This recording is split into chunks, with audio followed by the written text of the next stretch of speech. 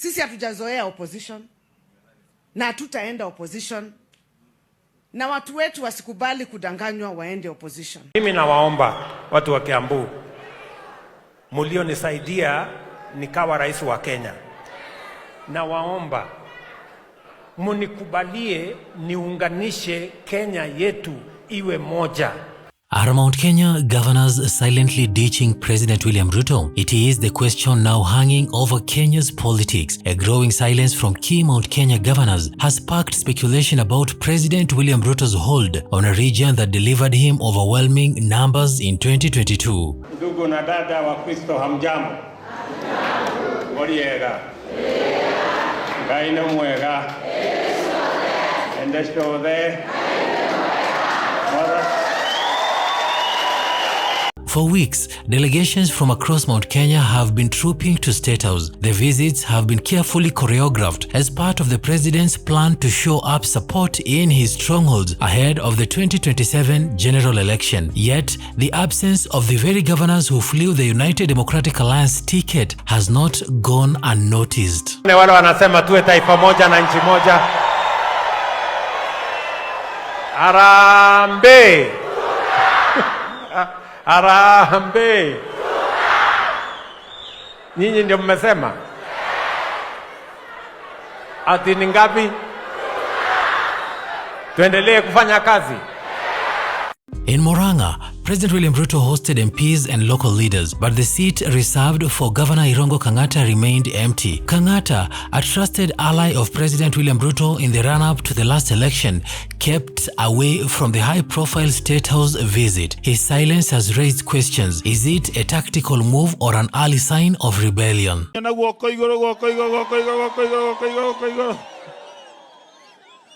Your Excellency, the President, pamoja na your Deputy President, Professor Kindiki, mawaziri, wabunge, tunakaribisha kila mgeni hapa Muranga. La pili, Your Excellency, ni The same script played out in Kiambu when Majority Leader Kimani Ichungwa led his team to Statehouse. The county boss, Kimani WAMATANGI, was nowhere to be seen. Insiders point to a simmering fallout between the governor and Ichungwa. Their rivalry has split the county leadership and cast doubt on whether WAMATANGI is still fully aligned with President William Ruto's camp. First, I want to congratulate His Excellency the President, because one of the most difficult things that happens is that after campaigns, very few political leaders remember to fulfill their promises, and this was a huge one. Okay. This was a huge one. In Kirinyaga, Governor Waiguru has also been missing from the delegations. Once considered one of Ruto's closest allies and a key woman voice in his administration, Waiguru has not led her people to Statehouse for months. Her political energy appears redirected. She is said to be eyeing a senatorial run in the 2027 general election, a move that could put her directly in competition with Ruto's current allies. For us who are from Mount Kenya, and especially those who stood with the current exiting regime, and I say exiting regime, we have gone through tremendous persecution because of the choice.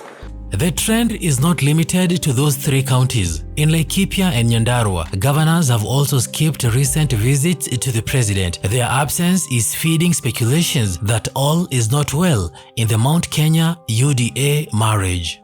Kazi yao ni kugawanya watu. Wanagawanya hawa, wanagawanya hawa, wanagawanya wale. Fitina tu ya ukabila. Forget about them. We are one nation, one people with a common destiny. Sisi wote ndio mmoja. For President William Ruto, the optics are troubling. In 2022, Mount Kenya formed the backbone of his win. He garnered millions of votes from the region, riding on promises of economic revival and inclusive leadership. The governors were his point men and women, mobilizing support from the grassroots. Now, their silence at State House gatherings is seen as a quiet protest, or at least a careful distancing from a presidency facing growing criticism.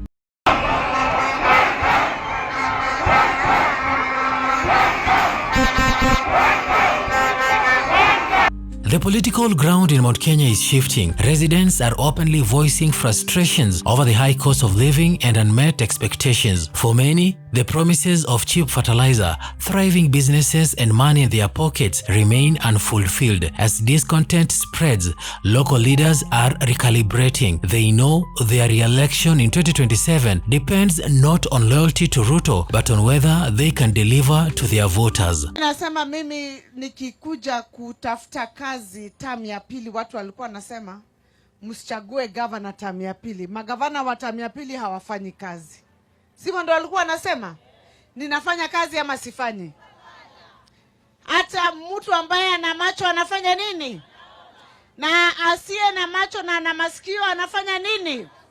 The governor's absence is also a message to Ruto's inner circle. Delegations to Statehouse have largely been led by MPs. Leaders like Ichungwa have taken the front row, while county bosses have been sidelined.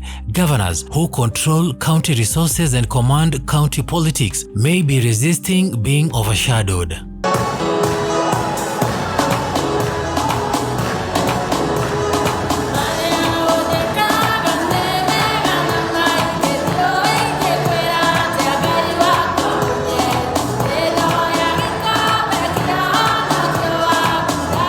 If the silence continues, Ruto risks facing 2027 without the united Mount Kenya front that propelled him to Statehouse. Already, murmurs of alternative political directions are growing louder. Former leaders like Uhuru Kenyatta remain influential. Opposition figures are watching closely, hoping to exploit the cracks.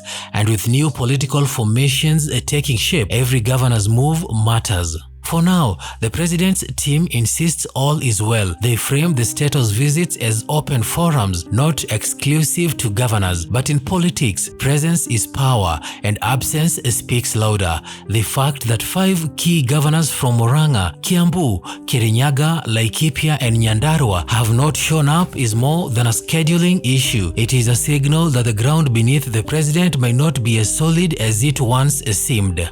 Ni kwa sababu hawana kazi. Mimi niko na kazi ya kufanya.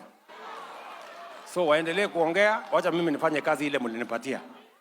Pale mbele tutaketi chini, nyinyi mtaona report card ya kila mtu. Ama namna gani? Neguo. Nasikizeni watu wa Muranga.